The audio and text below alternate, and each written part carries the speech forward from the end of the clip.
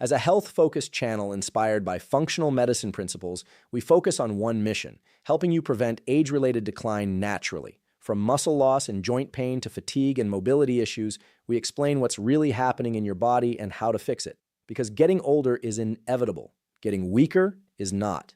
Each year after 70, your legs lose an average of 883 nerve connections, the tiny electrical bridges that tell your muscles how to move, how to balance, and how to stay strong.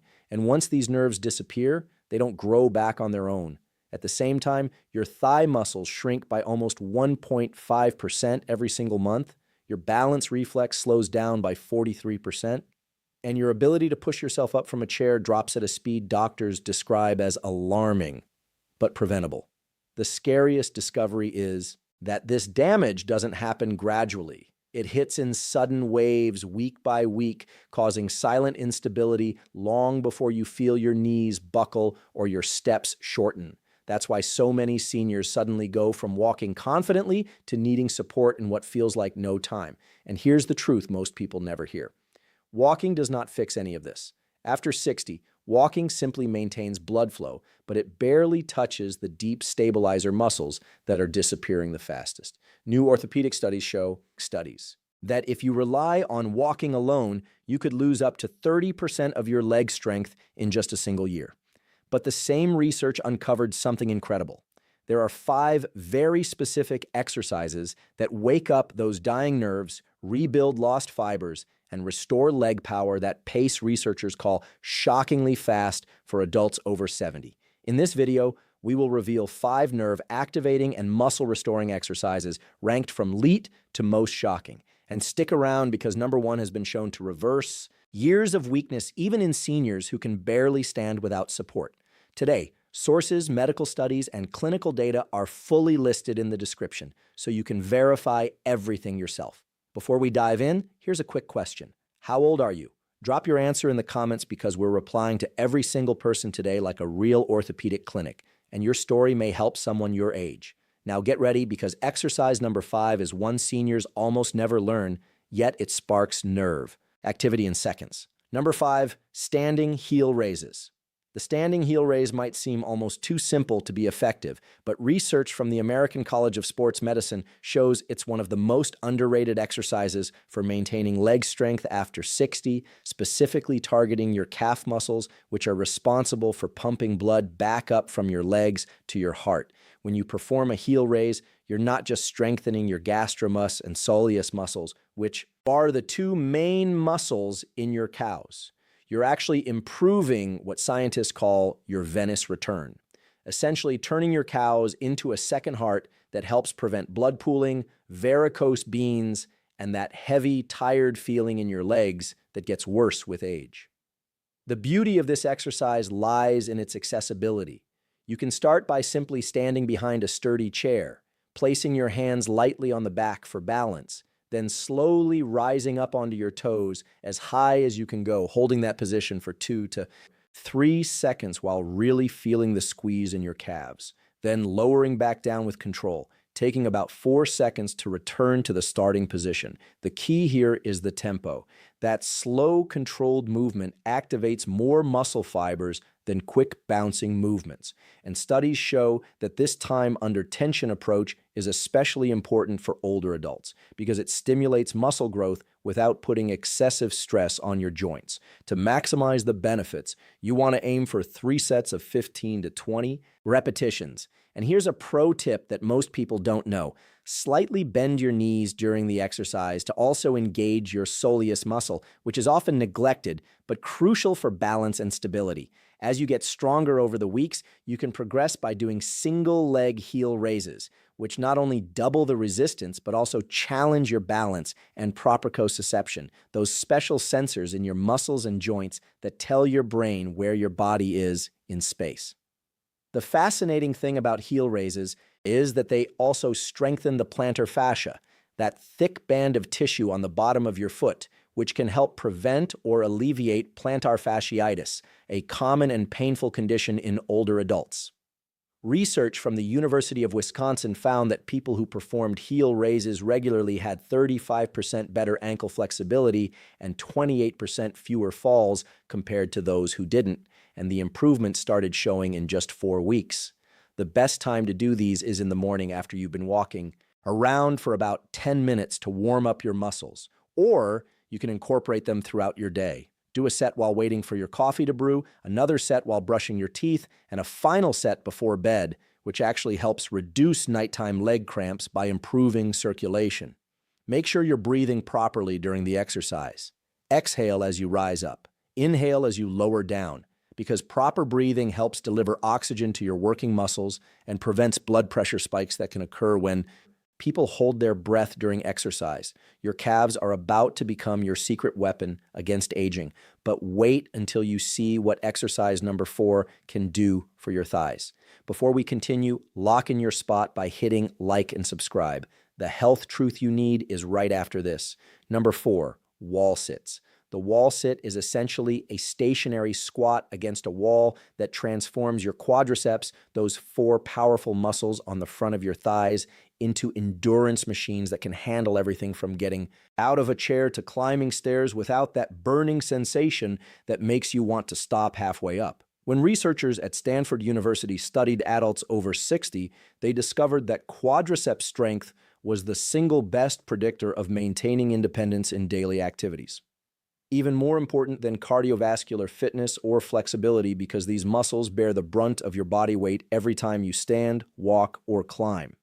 To perform a wall sit correctly, find a clear wall space and stand with your back flat against it. Then walk your feet forward about 2 feet while sliding your back down the wall until your thighs are parallel to the floor, creating a 90-degree angle at both your hips and knees as if you're sitting in an invisible chair. The critical detail that most people miss is keeping your knees directly above your ankles, not pushed forward past your toes, which protects your knee joints while maximizing the activation of your quadriceps. And you should feel the burn primarily in the front of your thighs, not in your knees. Your initial goal should be to hold this position for 20 to 30 seconds. But don't worry if you can only manage 10 seconds at first.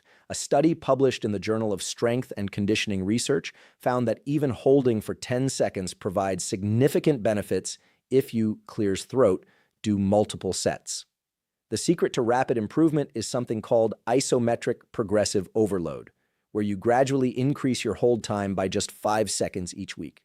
And within 2 months, many people can hold a wall sit for 2 full minutes, which correlates with a 45% improvement in functional leg strength. While holding the position, focus on pressing your lower back firmly against the wall, engaging your core muscles, and breathing steadily. Many people make the mistake of holding their breath, which causes blood pressure to spike and makes the exercise unnecessarily difficult.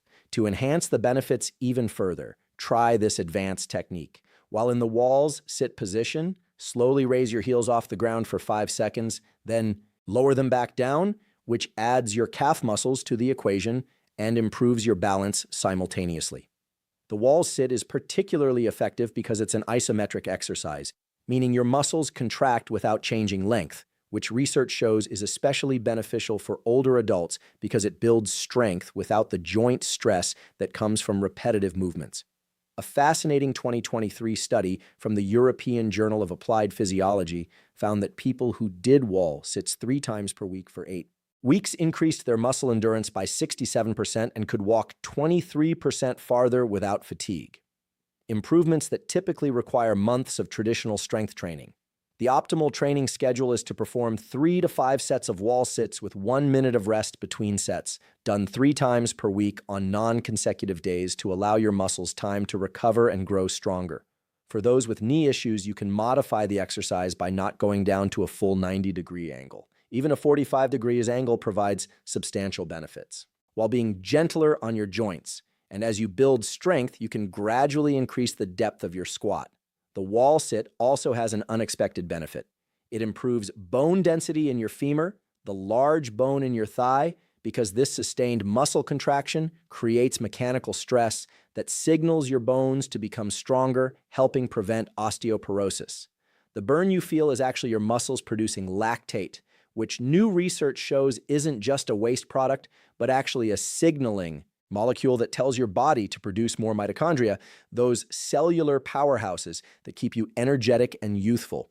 Get ready for exercise number 3, which targets muscles you probably didn't even know were weakening. Number 3, sidelining leg lifts. Sideline leg lifts target your hip abductors, particularly the gluteus medius and minimus, muscles that most people completely ignore until they start having hip pain or notice they're waddling when they walk instead of maintaining a smooth, stable gait. These often forgotten muscles on the sides of your hips are absolutely critical for balance and preventing falls. And research from the Mayo Clinic found that weak hip abductors increase your fall risk by a staggering 280% after age 60 because they're responsible for keeping your pelvis level when you stand on one leg, which happens every single time you take a step. To perform this exercise properly, lie on your side on a comfortable mat or carpet with your bottom leg slightly bent for stability and your top leg completely straight. Then slowly lift your top leg up toward the ceiling to about a 45-degree angle, keeping your toes pointed forward, not up toward the ceiling, which ensures you're targeting the right muscles. The movement should be slow and controlled, taking about 3 seconds to lift your leg and 4 seconds to lower it back down. And you should feel the burn on the outside of your hip, not in your lower back. If you feel it in your back, you're probably lifting your leg too high or rotating your body. Common mistakes that reduce the effectiveness of the exercise. The key to maximizing results is maintaining perfect alignment. Imagine your body is pressed between 2 glass walls, preventing you from rolling forward or backward, and keep your top hip stacked directly over your bottom hip throughout the entire movement. Start with 2 sets of 12 to 15 repetitions on each side. And here's what most fitness instructors won't tell you. The magic happens in the last few reps when your muscles are fatigued, because that's when you recruit the maximum number of muscle fibers and trigger the adaptation response that makes you stronger. As you progress over the weeks, you can add ankle weights starting with just 1 or 2 lbs or use a resistance band around your thighs. But the real advanced variation is to add a small circle motion at the top of each lift, drawing tiny circles with your toe for 5 seconds, which engages even more of the smaller stabilizing muscles around your hip. The gluteus medius doesn't just prevent falls, it's also crucial for preventing knee pain, because when this muscle is weak, your knee tends to collapse inward with each step, creating stress that leads to arthritis and chronic pain over time. A groundbreaking study from the International Journal of Sports Physical Therapy showed that people over 60 who performed sidelining leg lifts regularly had 52% less hip pain and could stand on one leg for an average of 18 seconds longer than those who didn't, which directly translates to better balance in real-world situations. The best time to perform these is after a 5-minute warm-up walk or gentle marching in place. And you should do them on a moderately firm surface, not a soft bed, which doesn't provide enough stability, but not in a hard floor without padding, which can be uncomfortable for your hip bone. Between sets, take 30 to 45 seconds to gently stretch your hip by bringing your knee toward your chest, which helps prevent cramping and improves your range of motion for the next set. The sidelining leg lift also strengthens the tensor fascia lata, a small but mighty muscle that connects to your right band, that thick band of tissue running down the outside of your thigh. And keeping this area strong prevents the dreaded band syndrome that causes pain from your hip all the way down to your knee. What's particularly interesting about this exercise is that it improves something called frontal plank stability. While most exercises work in the forward and back direction, this one strengthens you in the side direction, which is crucial for preventing those sideways stumbles that often lead to hip fractures. The next exercise literally saved thousands of people from nursing homes by improving one critical movement pattern. Number 2, sit to stand exercise. The sit-to-stand exercise is deceptively simple, yet profoundly powerful, mimicking the exact movement you perform dozens of times every day when getting up from a chair, toilet, or car seat. But when done as a focused exercise, it becomes a full lower body strengthener that research shows is the single best predictor of whether you'll maintain your independence as you age. Scientists at the National Institute on Aging discovered that people who can't complete 5 sit-to-stands in under 12 seconds have a 300% higher risk of disability within the next 5 years, making this both a test and a treatment for age-related muscle loss. To perform this exercise correctly, sit in a sturdy chair that puts your knees at about 90 degrees when your feet are flat on the floor. Cross your arms over your chest to prevent using them for momentum. Then lean slightly forward from your hips and push through your heels to stand up completely straight. Pause for a moment, then slowly lower yourself back down with control until you barely touch the seat before standing again. The crucial detail that transforms this from a simple daily movement into a powerful exercise is the tempo and control. You want to take about 2 seconds to stand up and 3 to 4 seconds to lower down, which creates time under tension that stimulates muscle growth and strength gains far beyond what you'd get from quickly popping up and down. Most people make the mistake of plopping down into the chair, but that controlled descent, what trainers call the eccentric portion of the movement, is actually where most of the strength building happens because your muscles have to work hard to resist gravity, recruiting up to 40% more muscle fibers than the standing up portion. Start with 3 sets of 8 to 10 repetitions, resting for 1 minute between sets, and focus on keeping your knees tracking over your toes, not caving inward, which protects your knee joints while ensuring you're using your muscles efficiently rather than putting stress on your ligaments. The sit to stand works your quadriceps, hamstrings, glutes, and even your core muscles simultaneously, making it what exercise scientists call a compound functional movement that translates directly to real-world activities, unlike isolated exercises that only work one muscle at a time. As you get stronger, you can progress by using a lower chair, holding a light weight at your chest, or my favorite advanced variation, performing the exercise on one leg, which doubles the challenge and also improves your balance and coordination dramatically. The beauty of this exercise is that you can practice it throughout your day using any chair. Thank you so much for watching.